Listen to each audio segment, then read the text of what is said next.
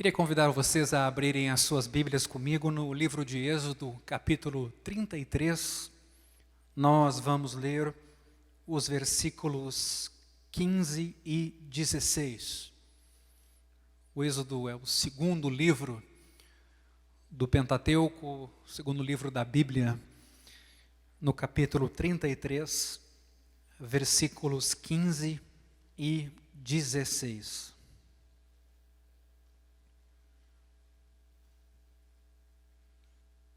Então Moisés disse: se a tua presença não for comigo, não nos faças sair deste lugar.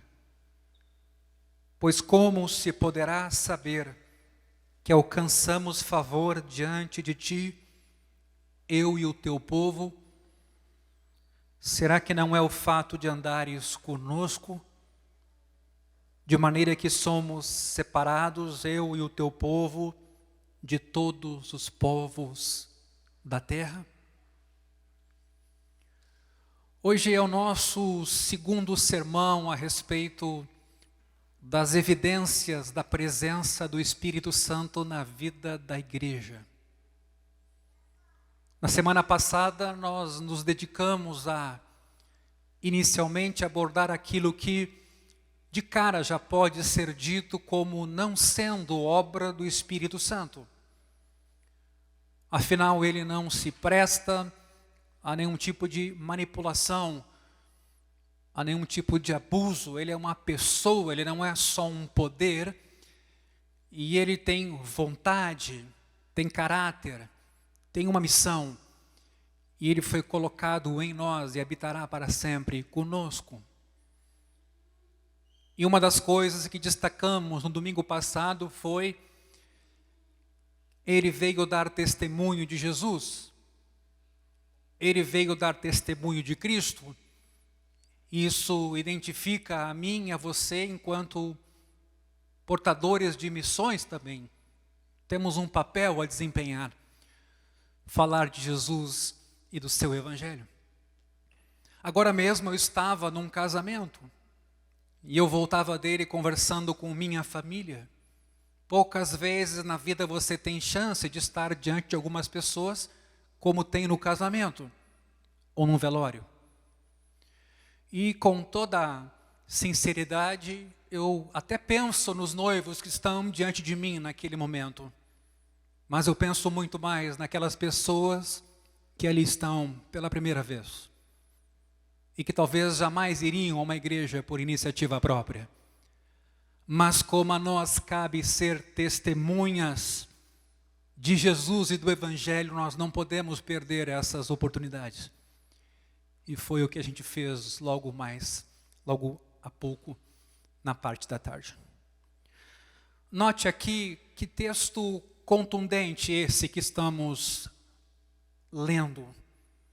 Se a tua presença não for comigo, não nos faça sair deste lugar, pois como se poderá saber que alcançamos favor diante de ti, eu e o teu povo? O que Moisés está a dizer aqui, de alguma forma, é que uma das manifestações da graça de Deus é a presença de Deus no meio do seu povo.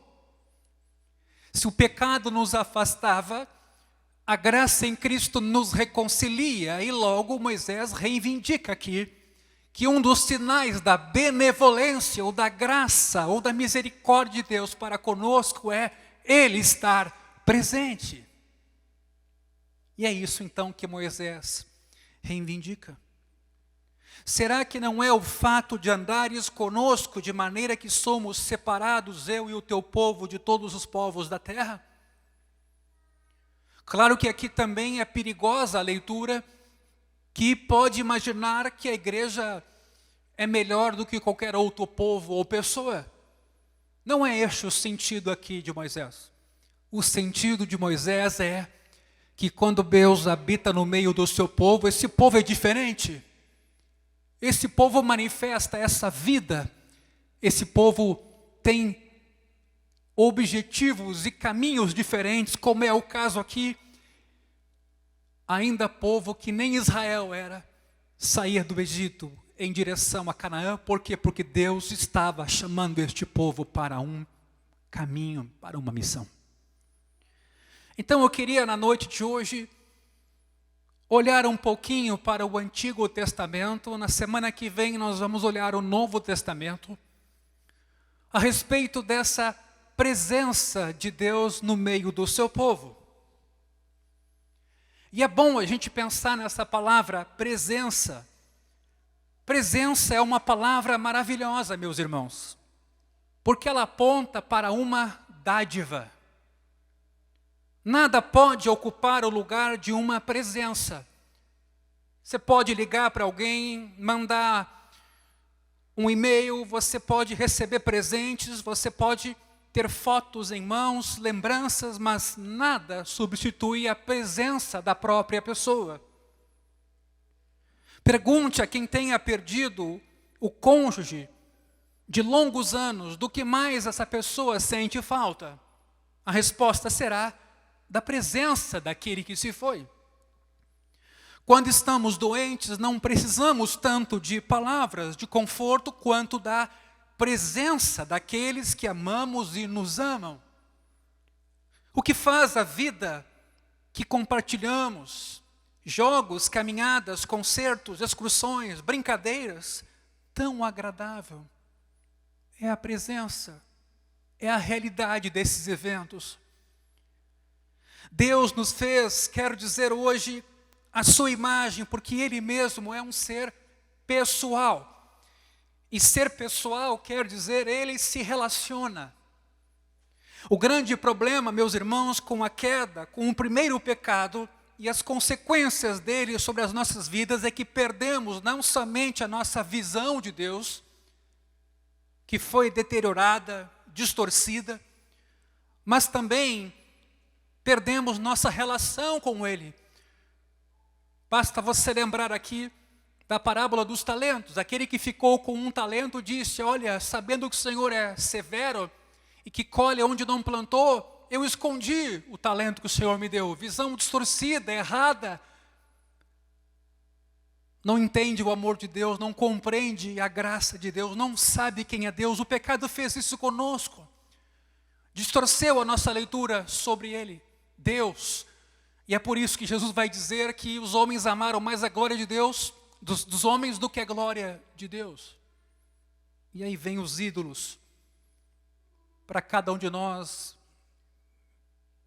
coisas ou pessoas que revestimos de divindade, mas não conseguem atender nossas necessidades e nossa própria identidade.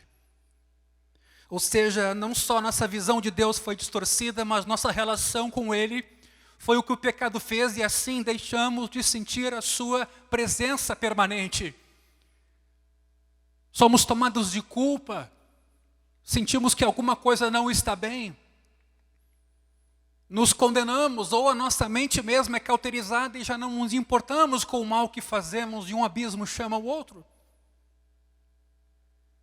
Para Paulo, a vinda de Cristo, meus irmãos, e do Espírito Santo mudou tudo isso para sempre. No coração de Paulo e da sua mensagem está a compreensão de que o Espírito Santo veio como Espírito Santo prometido. E nós, enquanto igreja cristã, não podemos tangenciar esse assunto. Se havia toda essa expectativa e já o povo vivia na presença de Deus naquele tempo, Deus, Ele tem alguma coisa especial nesse sentido em nossos dias. Veja o que nos diz Efésios capítulo 1, versículo 13, a respeito deste assunto. Carta de Paulo aos Efésios, capítulo 1, versículo 13. Nele também vocês, depois que ouviram a palavra da verdade, o evangelho da salvação, tendo nele também crido, receberam o selo do Espírito Santo da promessa. Então tem alguma coisa nesse texto que nos remete a uma promessa, e que a vinda do Espírito e o seu derramar cumprem uma promessa. E se Deus prometeu, Ele cumpre o que faz. E essa realidade da presença de Deus no meio da sua igreja é algo real. Embora, meus irmãos, essa promessa também incluísse a renovação da palavra profética de Joel, nos últimos dias acontecerá que o Senhor derramará do seu Espírito sobre toda a carne. Para Paulo, ela também significava a chegada da nova aliança, prenunciada pela circuncisão do coração, já anunciada lá em Deuteronômio 36. Esse é um texto onde Deus nos mostra que se Ele mesmo não fizer alguma coisa no coração humano, nós é que não poderemos fazer. Quer dizer, doutrina de pecado é isso, estamos mortos em delitos e pecados. O coração é de pedra, não consegue reagir, não consegue conversar, não consegue ouvir, até que Deus vá lá e tire o coração de pedra e ponha um de carne para relacionamento se estabelecer. Pois isto é o que diz em Deuteronômio 36, que um dia Deus mudaria o coração de pedra em um coração de carne.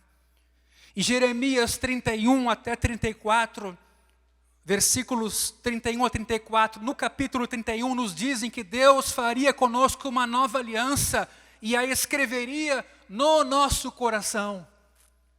No nosso coração, não só na nossa mente, mas colocaria dentro de nós o significado dessa nova aliança. Meus irmãos, essa profecia foi logo em seguida retomada por Ezequiel, que a ligou diretamente ao Espírito que Deus estava pondo no coração do seu povo. E aqui eu convido vocês a abrir esse texto, Ezequiel 36, versículos 26 e 27, um texto muito importante para entendermos o nosso momento, não só a partir do que Jesus fez na cruz, mas nos dias de hoje. Ezequiel 36, versículo 26. Eu lhes darei um coração novo, e porei dentro de vocês um espírito novo. Tirarei de vocês o coração de pedra, e lhes darei um coração de carne. Porei dentro de vocês o meu espírito. Alguns domingos atrás eu dizia exatamente isso. A igreja é mais do que acredita, a igreja é aquilo que habita ela. A igreja é mais do que um grupo filosófico, a igreja é o templo do Espírito Santo, povo de Deus, regenerado e nascido de novo pelo sangue de Cristo. Agora veja, porei dentro de vocês o meu espírito e farei com que andem nos meus estatutos, guardem e observem os meus juízos. Deus é interessado em fazer essa obra em cada um de nós, pelo seu poder, pelo seu Espírito. E aqui o texto diz que é algo novo que Deus quer fazer. Se você vir a página comigo no capítulo 37 de Ezequiel, no versículo 14, você lê algo semelhante. Porei em vocês o meu Espírito. Então a gente, quando lê um texto como esse, não pode ser ingênuo de falar do Espírito Santo a partir da rua Azusa. O Espírito de Deus é o que impulsiona o povo de Deus, é o que dá vida ao povo de Deus, é o que move a cada um de nós. Porém, em vocês o meu Espírito e vocês viverão. E eu quero repetir, me perdoe aqui, repetir isso, mas nós não somos só o que nós cremos. Nós somos nova criatura, e assim quem está em Cristo é nova criatura. Eis que tudo se fez novo. Eu os estabelecerei na sua própria terra, e vocês saberão que eu sou o Senhor. Eu falei, olha que bonito isso aqui, e eu cumprirei, diz o Senhor. Eu sei que às vezes na nossa boa vontade, Nós queremos resolver tudo, até a situação da igreja pelo país afora, ou no estado, ou na cidade. Queremos resolver todos os problemas, mas o maior interessado no plano de Deus é o próprio Deus. O maior interessado na igreja é o Espírito Santo. E Ele promete, e Ele cumpre. Acima, meus irmãos, de todas as outras coisas, como cumprimento da nova aliança, o Espírito assinalou a volta da presença de Deus que se havia perdido. E nós vamos ver isso a partir de agora.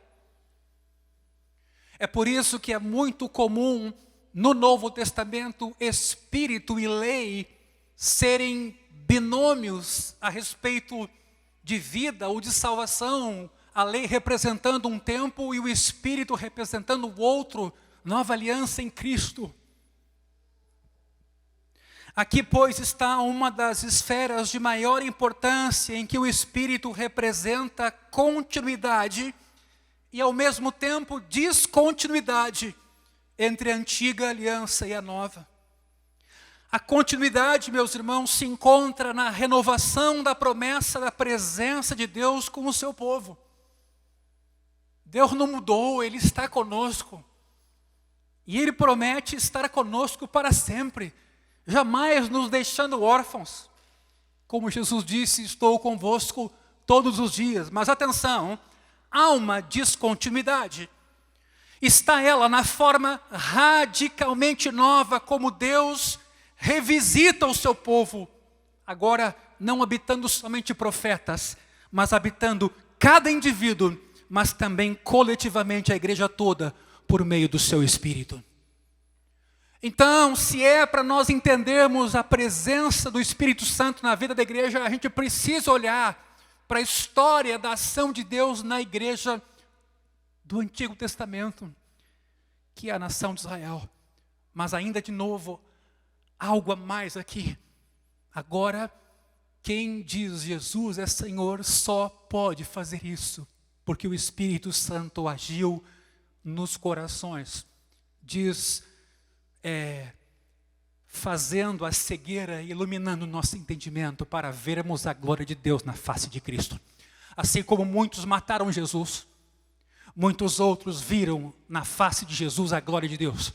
É possível que num mesmo lugar a gente interprete os mesmos fatos de maneiras bem diferentes a partir de como a nossa mente é ou não iluminada. O tema da presença de Deus é fundamental no Antigo e no Novo Testamento e serve de moldura para toda a Bíblia. O texto que eu cito aqui de Moisés, que iniciou essa reunião, é quando o povo de Israel pecou, desobedeceu e fez o bezerro de ouro. Deus disse que ia disciplinar o seu povo e Moisés se colocou na brecha pedindo misericórdia e reivindicando que Deus cumprisse a aliança que Ele havia feito com aquele povo. E Ele clama por misericórdia, mas Ele clama por uma misericórdia que significa Emanuel, Deus conosco. Meus irmãos, sim, a gente tem desafios aí fora, do trabalho, no casamento, como hoje à tarde mesmo eu falava. Mas nós somos um povo cuja presença do Espírito Santo em nós é real. E se assim não for, em que poder nós vamos operar? Com que capacidade nós vamos argumentar? Tem um teólogo muito conhecido, pentecostal inclusive, chamado Gordon Fee, ele diz assim: no tempo que nós estamos vivendo, ainda há gente ingênua imaginando que nós vamos vencer o discurso da fé diante de outros discursos apenas com base na razão. Será que ainda seguimos de forma ingênua, imaginando que se apresentarmos o Evangelho direitinho como ele tem que ser, muito bem sistematizado, organizado, com aplicação, simplesmente do outro lado as pessoas vão se converter? E a resposta que ele dá é não. Porque é muito mais para acontecer além da pregação do Evangelho. É preciso que o Espírito Santo chame o pecador ao arrependimento, para que confesse os seus pecados. A presença de Deus, meus irmãos, aparece já no Gênesis. O Criador dos céus e da terra se faz presente no jardim e tem comunhão com Adão e com Eva, criados à sua imagem. E essa criação, a imagem de Deus, dota os mesmos de pessoalidade para relacionamento. A presença divina se encontra dando um salto na Bíblia lá no seu final, quando o novo céu e a nova terra são criados e o jardim do Éden é renovado. Veja comigo em Apocalipse 21, versículo 22, que bela palavra que também lida com o tema da presença. Apocalipse 21, 22. Não vi nenhum santuário na cidade. Olha que bela palavra. Porque o seu santuário é o Senhor, o Deus Todo-Poderoso e o Cordeiro.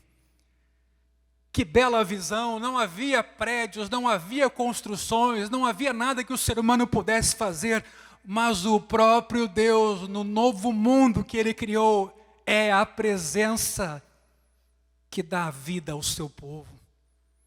Seja como for, o povo de Israel se via como o povo da presença de Deus, no meio do qual Deus, o Deus eterno, havia escolhido habitar sobre a terra.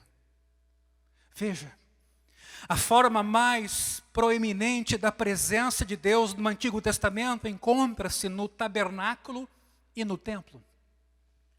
O tema dessa presença, meus irmãos, que culmina com a glória de Deus descendo sobre o tabernáculo, é uma grande chave para a gente entender o livro de Êxodo.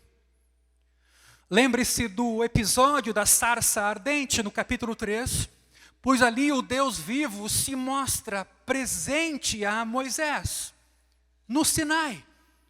Depois ele instrui Moisés a levar o povo até o mesmo lugar para adorá-lo, quando o povo for liberto do Egito. Quando Israel chega ao Monte Santo, no capítulo 19, ao Monte Sinai, ele chega ao lugar da morada de Deus na terra, lugar que o povo estava proibido até de tocar, sob pena de morrer. O povo temia e dizia: não fale Deus conosco, mas que Moisés seja o sacerdote, o mediador. Somente Moisés recebe permissão para estar na presença de Deus. Agora eu pergunto, literalmente esses fatos são fatos? Ou nós estamos lidando com mitos, com narrativas, supostamente não inverídicas, mas não literalmente interpretadas desta forma, como é muito comum hoje em leituras liberais da Escritura? Ou realmente Deus apareceu numa sarça ardente para Moisés? Ou realmente Moisés estendeu a mão e o mar vermelho se abriu?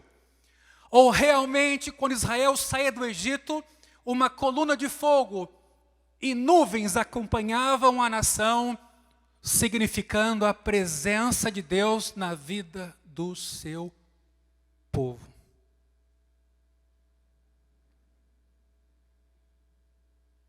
Deus decide, porém, mudar do Monte Sinai e habitar agora no meio do seu povo, no tabernáculo, a caminho de Canaã. Veja que mudança. Depois de receber o livro da aliança, no capítulo 20 a 24 de Êxodo, Moisés ouve as instruções para a construção de um tabernáculo. Capítulos 25 a 31. Contudo, entre as instruções e a construção, ocorre um desastroso episódio do bezerro de ouro no deserto. Tarda Moisés em retornar do Sinai, e o povo começa a murmurar e desconfiar que Deus ou Moisés não responderão, não voltarão. Você sabe muito bem a história. Moisés desce e percebe que Arão, junto com os demais, tinha pego o ouro do povo, fundido aquele ouro e construído um bezerro. E agora adoravam o bezerro, dizendo: este é o Deus que nos tirou do Egito.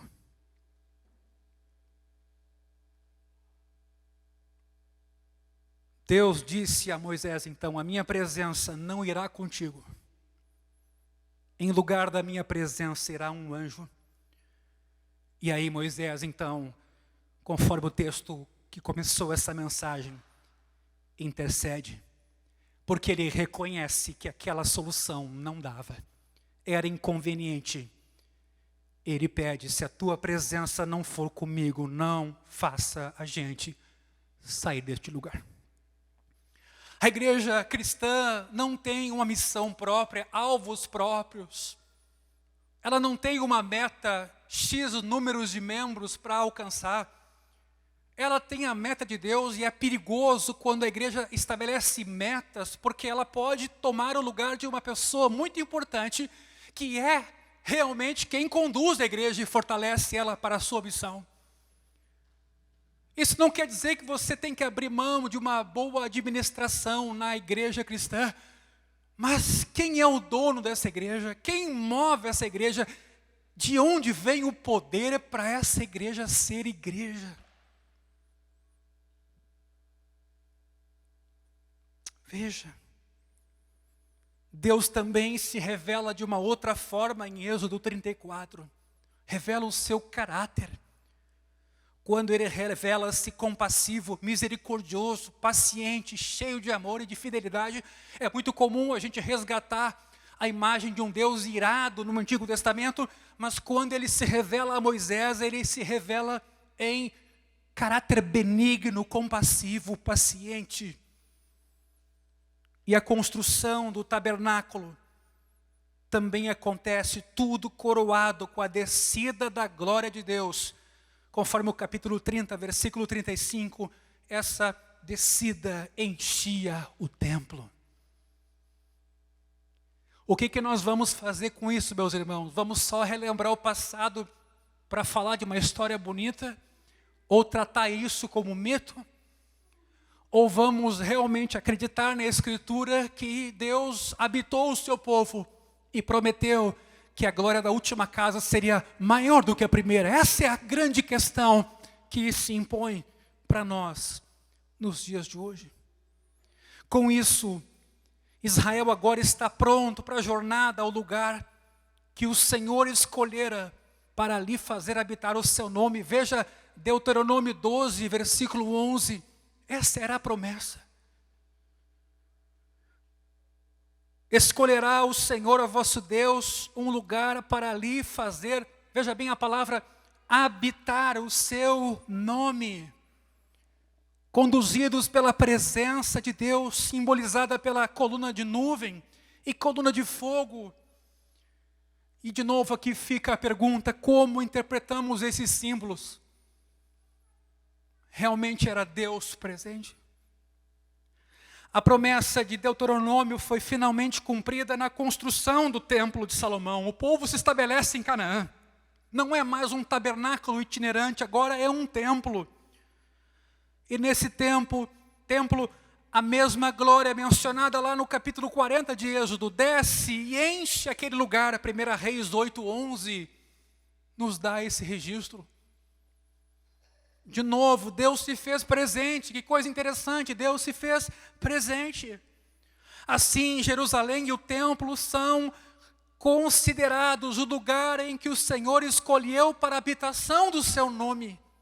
E o templo tornou-se o ponto central da existência de Israel na terra prometida.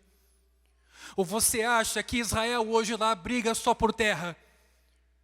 Ou você acha que Israel briga por causa somente do holocausto? Há todo um sentido de vocação desde Abraão, quando esse povo foi chamado. Há todo um significado da existência e do lugar em que Israel foi chamado a ser povo de Deus, onde Deus habitava. Há toda uma memória de feitos de Deus. A própria Páscoa, quando eles saem do Egito, é recontada ano após ano, porque Deus é real. E às vezes a gente parece viver inerte. E aqui talvez a crítica de pentecostais e carismáticos faça muito sentido. Porque falamos de verdades tão profundas e poderosas, mas quem sabe sem experimentá-las. O templo tornou-se o ponto central da existência de Israel na terra prometida, meus irmãos. Portanto, talvez até mesmo mais do que a lei ou de outros sinais de identidade, como circuncisão, veja bem, leis sobre alimentos e até o Shabat, a guarda do sábado, a presença de Deus com Israel distinguia-o como seu povo. Como em outro lugar a gente encontra que deuses há tão próximos a nós como o Senhor todas as vezes que o invocamos. E as nações ao redor de Israel temiam. Eles compreenderam bem que Deus, que criou os céus e a terra, não pode ser contido numa estrutura terrena. Como Isaías 66 nos diz. Onde que eu vou habitar? Ele pergunta. Todavia, porque Deus escolheu ter ali a sua presença, o tabernáculo e o templo tornaram-se os principais símbolos da presença de Deus entre o seu povo. Meus irmãos, não é à toa que em Efésios 5, Paulo diz, encham-se do Espírito, ou deixem-se encher do Espírito, falando entre vós com salmos, vendo prudentemente como andais, não como nécios, e sim como sábios, sujeitando-vos uns aos outros no temor de Cristo. Como é que você pratica isso se você não é revestido de poder para fazer sucumbir o pecado, o egoísmo e a indiferença e experimentar uma nova vida em Cristo? Assim, embora o templo também servisse como lugar de sacrifícios, o povo de Deus, meus irmãos, no Antigo Testamento via o templo como lugar de oração e, atenção, um lugar de consciência de que ali estava a presença de Deus, o culto se dava ali. Então é como hoje você vê pessoas passando por um templo católico, a pessoa faz o sinal da cruz. Você pode criticar isso, mas às vezes nós não fazemos nada. Você pode até criticar e dizer que é algo formal, superficial. Mas esses lugares, de alguma maneira simbólica também, nos dão testemunho de que Deus é grande, é poderoso, e Ele venceu a história, Ele superou todos os limites da história e Ele está aí.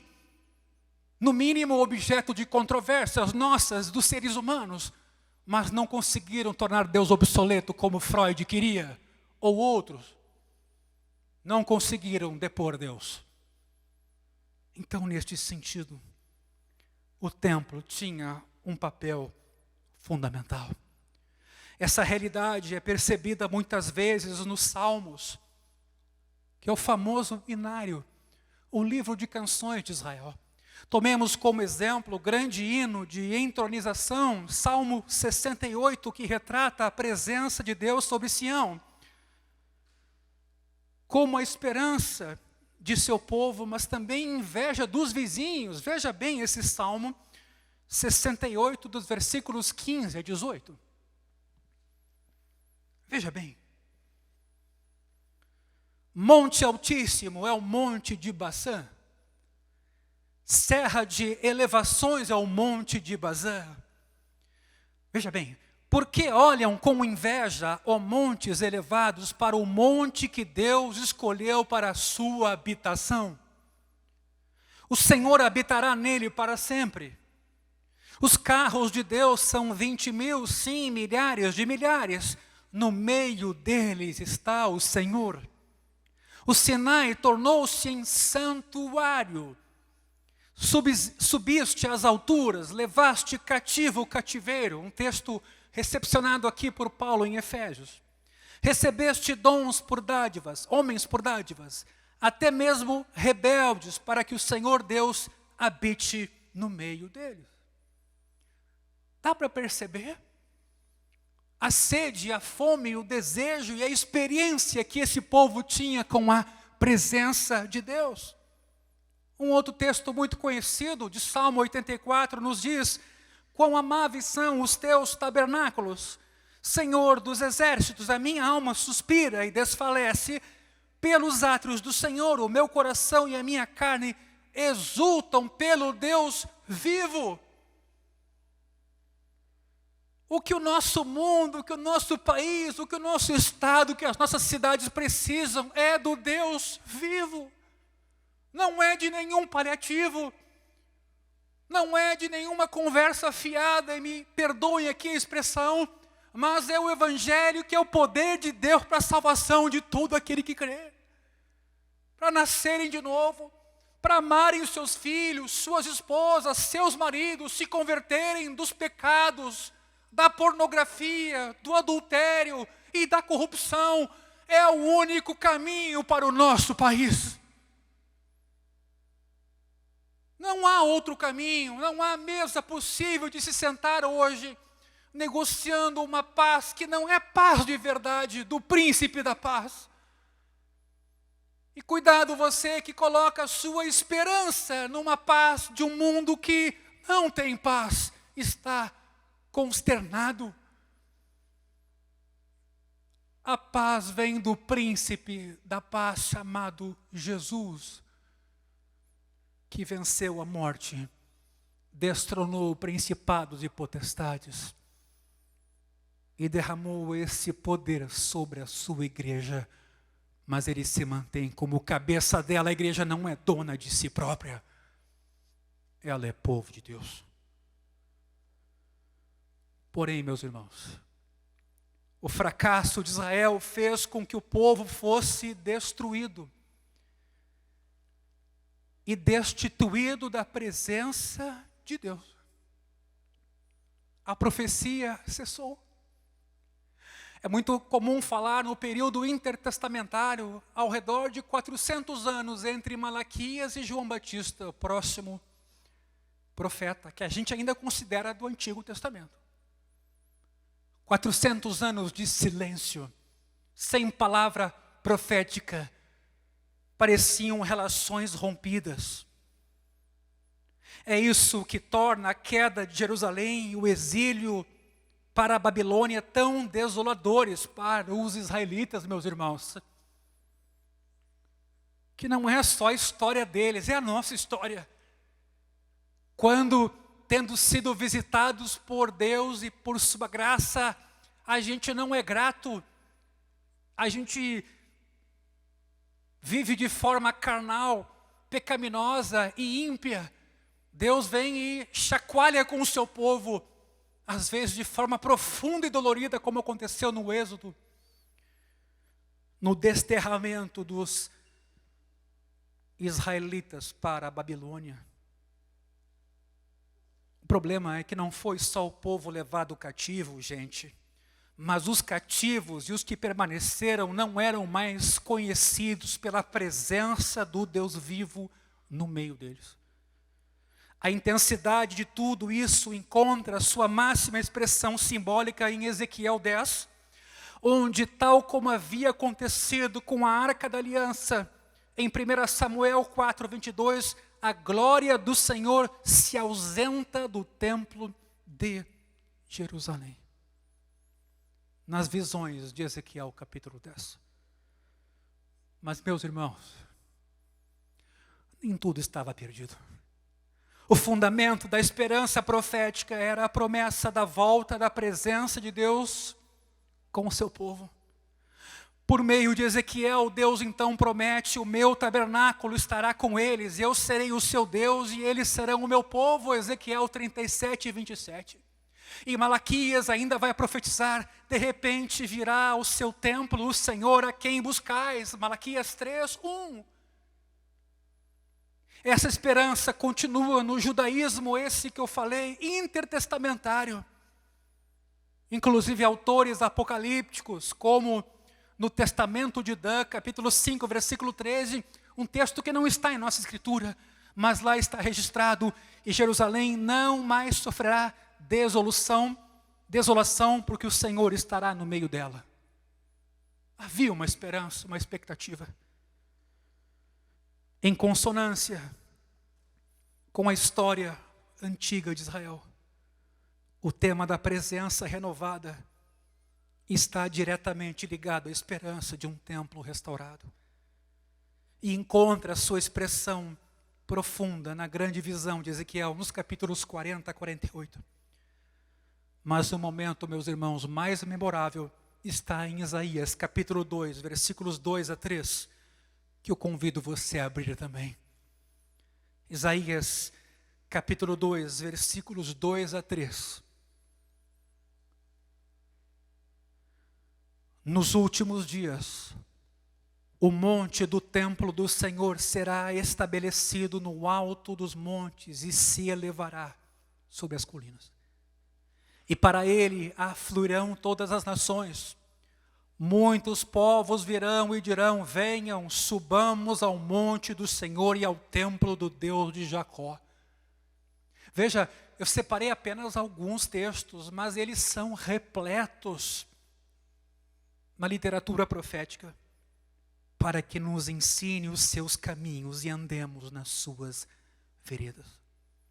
Meus irmãos, o segundo templo, porém, não atendeu a essas expectativas. Ele suscitou sentimentos variados no meio do povo. Comparado ao templo de Salomão, o primeiro, e o templo de Ezequiel, que ele viu lá no futuro, Ageu é um outro profeta que se queixa, e que texto delicado. No capítulo 2 de Ageu, versículo 3, veja o que Ageu diz: quem de vocês que tenha sobrevivido contemplou este templo na sua primeira glória?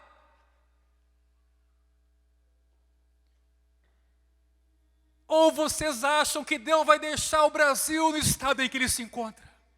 E a igreja brasileira no estado em que ela se encontra? Veja o clamor de Ageu: quem de vocês que tenha sobrevivido contemplou este templo na sua primeira glória?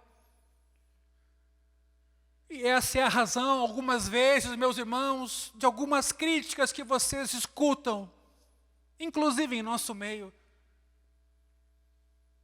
Nós, em nome do amor e da misericórdia, toleramos demais abusos, manipulação do nome de Deus, falta de piedade cristã, falta de temor, falta de humildade.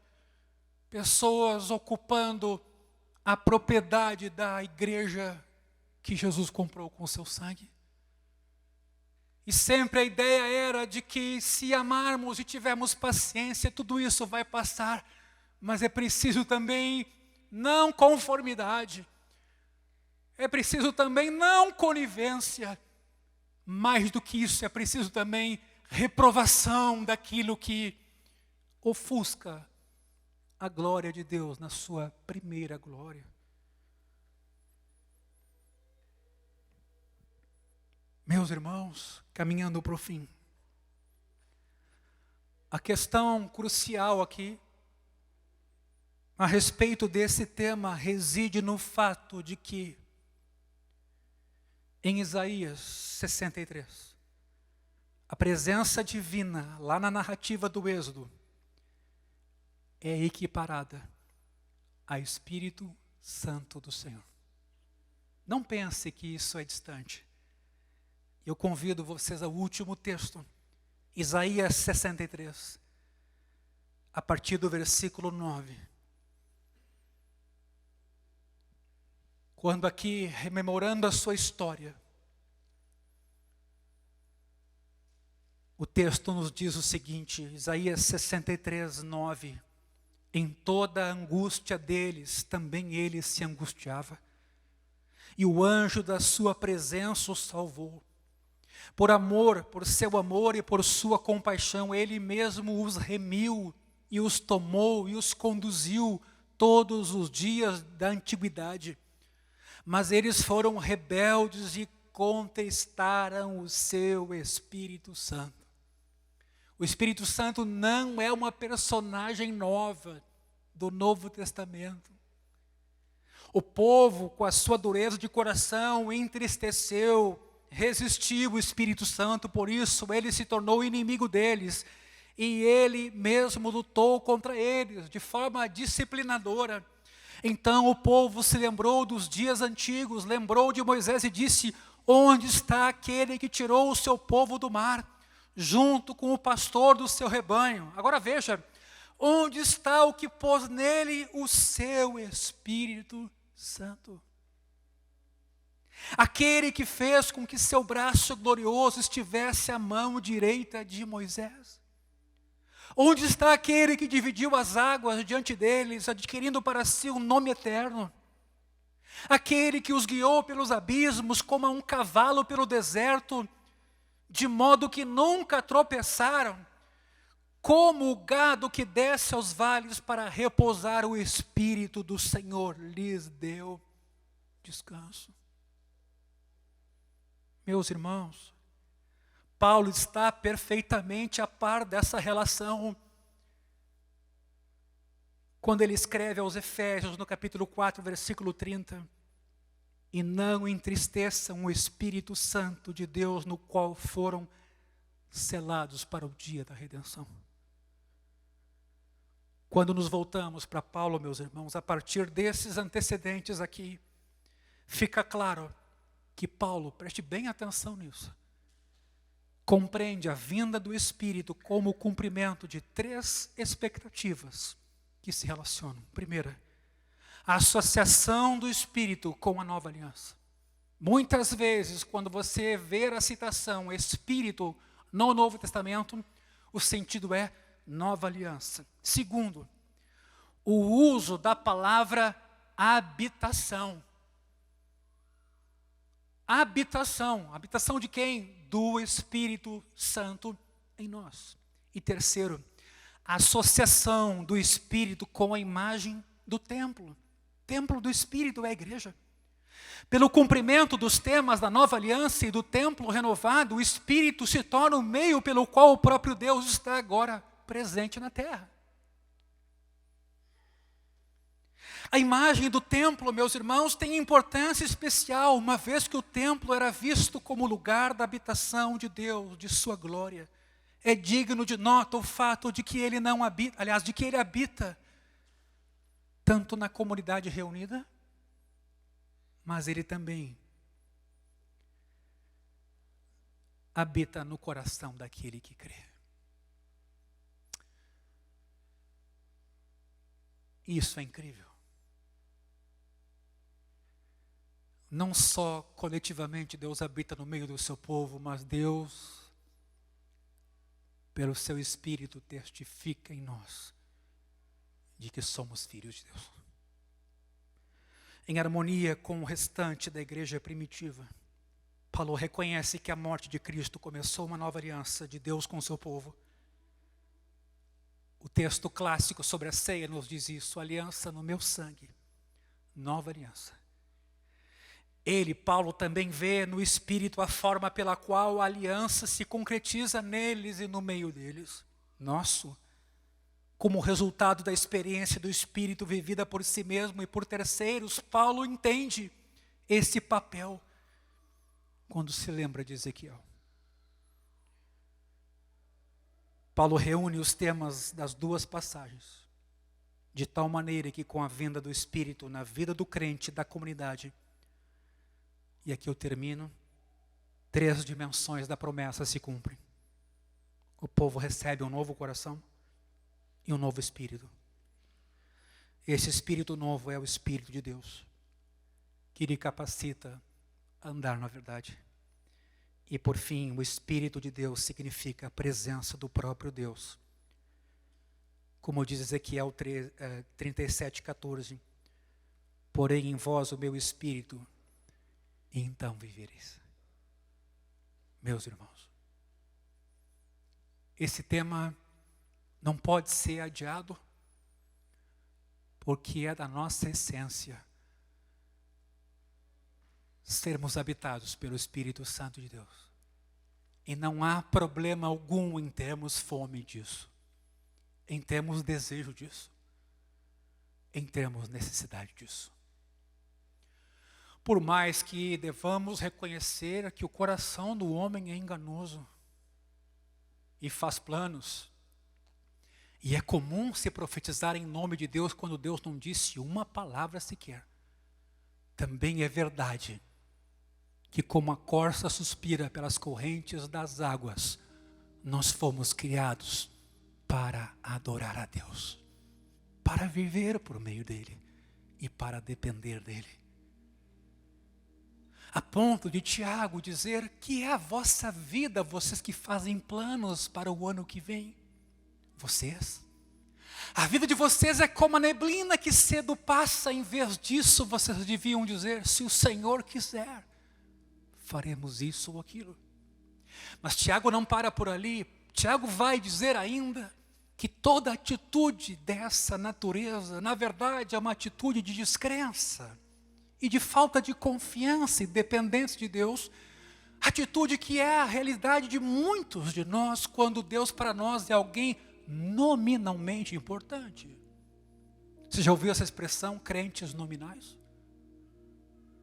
Que enchem as igrejas, enchem os templos, mas cuja vida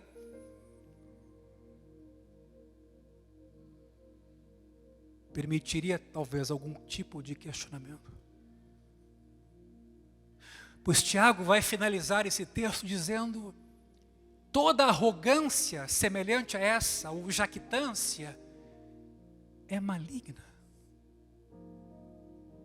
Como posso eu dizer o que vou fazer no ano que vem, se a minha vida está nas mãos de Deus? E eu sou dependente dEle. Como se converterão nossos vizinhos, colegas, amigos de trabalho? Como você, meu irmão, vai vencer a pornografia, a mentira, a relação extraconjugal? E é nesse sentido que o convite de Deus ao seu povo é: não me louvem com más palavras, me louvem de fato e de verdade, porque são estes que o Pai procura para seus adoradores. Meus irmãos, esse tema é o nosso DNA. É o nosso DNA. Outra coisa é fazermos espetáculo com Deus.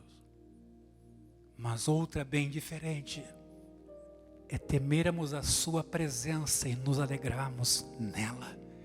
E vivermos por meio dela. E servirmos aos demais. E darmos testemunho da bondade de Deus.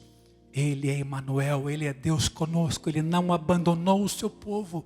Ele desceu entre nós cheio de graça. E vimos a sua glória. Que é a vossa vida? Tiago pergunta.